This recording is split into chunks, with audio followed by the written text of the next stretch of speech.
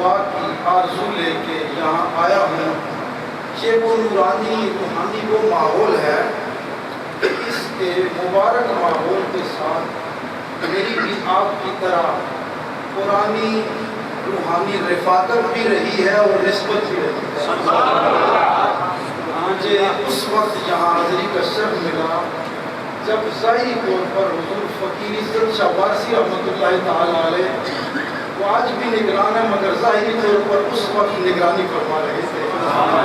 سخت گرمی تھی، جسم کو جھلسا دینے والی جون جولائی کی دھوپ پڑ رہی تھی. میں 12-1 بجے کے لگ بھگ اکیلا ہی یہاں آیا. اس مین دروازے تک پہنچا تو کوئی بندہ مجھے دکھائی نہیں دیا. میں روحانی آرزو اور طلب لے کے یہاں آیا کہ صوفیاء کی کتابوں میں یہی لکھا ہے اور معمول اور وطیرہ بھی یہی رہا ہے کہ یہ باطن کی نعمت اللہ والوں کے قدموں میں جا کر ہی حاصل ہوتی ہے. میں اسی آرزو اور لگن کے ساتھ جب یہاں آیا کوئی شخص مجھے نظر نہیں آیا. مجھے پریشانی لاحق ہوئی. اچانک میں نے پلٹ کے دیکھا تو حضور فقیر عزت شاہ وارثی رحمۃ اللہ علیہ اس مین دروازے کے اندر کھڑے تھے. میری طرف پرجلال نگاہ سے دیکھا اور مجھ سے فرمانے لگے برخوردار کیسے آنا ہوا. میرا من کہہ رہا تھا یہی یہاں کے صاحب سجادہ ہیں، یہی یہاں کے لوگوں کے پشت پناہ رہنما اور مقتدا ہیں. آپ یقین جانیں کہ اس بات کو مدت بیت گئی مگر آج آپ لوگوں کے دامن اور اس ہجوم میں آ کر میرا دل بھی مسرور ہے، میری روح بھی مسرور ہے. آپ مجھے پرجلال لہجے میں میری جانب دیکھا اور فرمایا پوچھا برخوردار کیسے آنا ہوا. میں نے کہا حضور میں حاضری کی غرض سے آیا ہوں. آپ فرمانے لگے تم وضو کا اہتمام کرو اور فوراً مزار میں حاضری کرو. میں نیچے خانقاہ میں تمہاری انتظار کرتا ہوں. میں نے وضو کیا اور جلدی آیا، چوکھٹ پہ حاضری کی، اپنا نذرانہ محبت پیش کیا. میں جب گیا تو آپ چٹائی پر جلوہ فرما تھے. آپ کے چہرے پر ایسی روحانی وجاہت تھی کہ میں دیکھ کر میرا دل گواہی دینے لگا کہ یقیناً میں کسی دنیا دار کے پاس نہیں اللہ کے محبوب بندے کی قدموں میں آیا. جب میں آپ کے قریب بیٹھا تو آپ کے ایک محبوب خادم تھے، میں ان کا اس میں گرامی ابھی مجھے یاد نہیں ہے. انہیں فوراً متوجہ ہو کے فرمانے لگے یہ مہمان دور سے آیا ہے، اس کو کھانا بھی پیش کرو اور اس کو چائے بھی پیش کرو. جب میں تواضع کی غرض سے تو نہیں آیا تھا صاحب، میں اور باتیں چھیڑتا، میں کسی آیت پاک کی تلاوت کر کے اس کے ذہن میں آنے والی احادیث آپ کی خدمت میں رکھتا. مگر یہ نورانی لوگ دیکھ کر آپ یقین جانے کہ میں مجبور ہو گیا کہ وہ پرانی داستان میں چاہتا ہوں کہ آپ کے سامنے رکھوں. جس طرح آپ لوگوں کی روحانی یہاں نسبت ہے، ہمارا بھی کچھ نہ کچھ اس ماحول کے ساتھ روحانی ایک رشتہ ہے. صاحب پھر جب میں کھانا کھا کے یہاں کا لنگر تناول کرنے کے بعد دوبارہ آیا، میں آ کے آپ کے سامنے کھڑا ہوا. آپ نے مجھے نگاہ جلال سے دیکھا اور ایک جملہ فرمایا تمہارے لیے دعا ہو گئی ہے، آپ جا سکتے ہیں. میں واپس آیا، وہ محبت میرے دل میں گھر کر گئی. میرے دل میں پھر ایک احساس کچھ دنوں کے بعد اٹھا کہ جی نے چاہا کہ میں جا کر اللہ کے نیک بندے کا دوبارہ جا کر جلوہ کروں. آپ دوبارہ جب میں حاضر ہوا تو پھر اسی جگہ پر آپ تشریف فرماتے. مجھے دور سے دیکھا تو وہ صوفی صاحب کو فرمانے لگے اس مہمان کو کھانا بھی کھلاؤ، چائے بھی پلاؤ اور عزت کے ساتھ یہاں سے رخصت کر دو. صاحب پھر تیسری بار جب حاضری ہوئی، ہر بار آیا اکیلا ہی آیا، جب تیسری بار آیا تو آپ ارشاد فرمانے لگے آپ نہ آیا کریں، آپ جن کی اولاد ہیں بس ان کے نقش قدم پر چلتے رہیں، یہی آپ کے لیے سب سے بڑا ہے. میرا تعلق دربار عالیہ گنج شریف کے ساتھ ہے. میرے دادا بھی شیخ گزرے ہیں، میرے والد بھی شیخ گزرے ہیں، میرے چچا بھی شیخ گزرے ہیں، میرے نانا بھی شیخ گزرے ہیں. مگر صاحب نہریہ شریف کا نام دور دور تک علمی حوالہ جات کے ساتھ سنا بھی جاتا ہے، جانا بھی جاتا ہے۔ وہاں کی یونیورسٹی، میڈیکل کالج، مورتی بھی اللہ نے ہمارے گھر کو کسی کی دعا کی وجہ سے ظاہر بھی عطا فرمایا، باطن کی خیر بھی عطا فرمایا، مگر میں اس پہلو کی طرف نہیں آنا چاہتا۔ میں بھی آج خاص دار بن کر ان درویش لوگوں سے دعا کی خیر لینے کے لیے حاضر ہوں۔ صاحب میں پھر چوتھی بار جب آیا، آج مدت کے بعد وہ مجھے چبوترا دیکھنا نصیب ہوا۔ آپ جہاں پر تشریف فرما تھے، میں آپ کے پاس بیٹھا، اس روز بہت کمال کی شرکت فرمائی، آپ نے چائے منگوائی، خود بھی نوش فرمائی اور مجھے بھی عطا فرمائی۔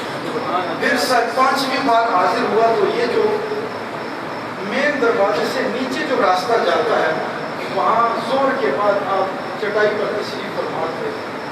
صوفی صاحب بسکٹ بھی لائے، چائے بھی لائے، جب رکھی تو مجھ سے کہا کہ ارشاد فرمایا کہ جو تمہارے دادا تھے، میں نے صاحب تعارف نہیں کروایا، آپ نے فرمایا، کسی نے ارشاد فرمایا کہ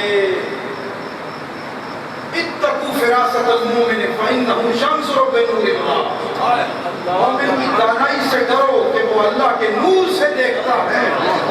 اللہ نے آپ پر شاید ایسی کئی کیفیت کی، مجھے ارشاد فرمایا میں تمہارے دادا کے ساتھ یعنی غلام محی الدین غزنوی نبوی رحمۃ اللہ علیہ کے ساتھ چتر پڑی کے مقام پر میں نے طویل عرصہ ان کے ساتھ گزارا۔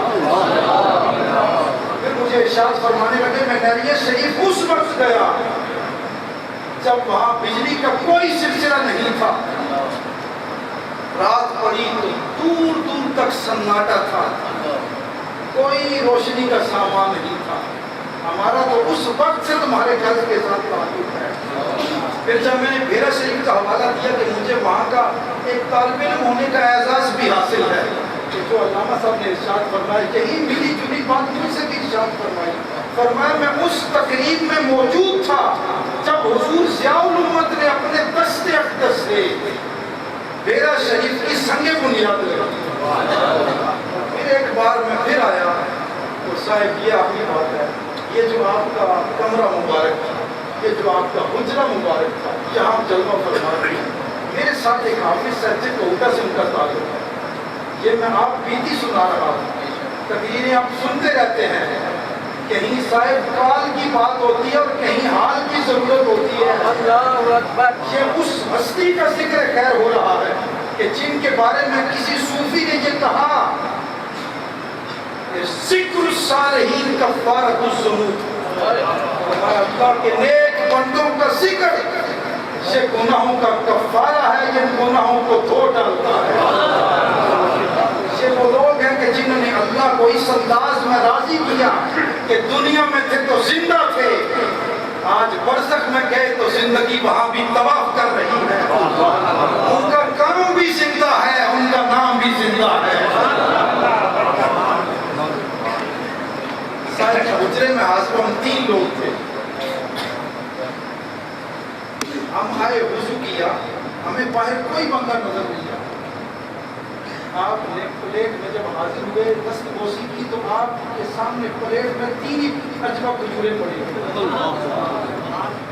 میں نے وہ تبرک سمجھ کر اپنا حصہ سمجھ کر ایک کھجور خود اٹھائی، دوسرے کو دی، تیسرے کو دی، پھر آپ نے مجھے کچھ رسائل بھی عطا فرمائے اور پھر ذرائع شفقت ذرہ نوازی فرماتے اور علامہ صاحب ایک جملہ ارشاد فرمایا جو آج بھی میری سماعتوں میں گونجتا ہے، میرے حافظے میں محفوظ ہے، میری روئے دل پر ثبت ہے۔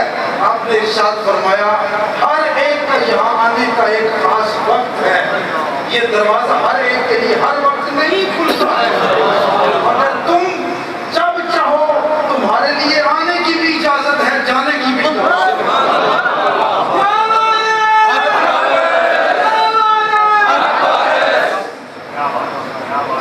میں ان لوگوں کو دیکھ کر روحانی مسلط محسوس کر رہا ہوں۔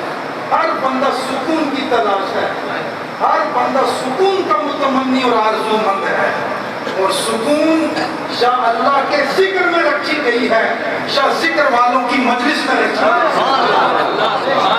ہے۔ اقبال نے کیا خوب کہا و تاج میں نہ لشکر و سپاہ میں ہے، نہ تخت و تاج میں نہ لشکر و سپاہ میں ہے، جو بات مرد کلندر کی بارگاہ میں ہے۔ یہ وہ لوگ ہیں کہ جو زندگی جب اللہ کے نام پہ کر دیتے ہیں، جب اپنے من کا رشتہ رسول کی چوکھٹ سے جوڑ لیتے ہیں، ان کا کام بھی زندہ کر دیا جاتا ہے، ان کا نام بھی زندہ کر دیا جاتا ہے۔ سکون جہاں یہ بیٹھتے ہیں وہاں سکون اترتا ہے۔ یہ جس کو دیکھ لیتے ہیں اس کا مقدر بدل جاتا ہے، یہ جس کو دعا دیتے ہیں اس کا ظاہر بھی روشن ہو جاتا ہے، اس کا باطن بھی روشن ہو جاتا ہے۔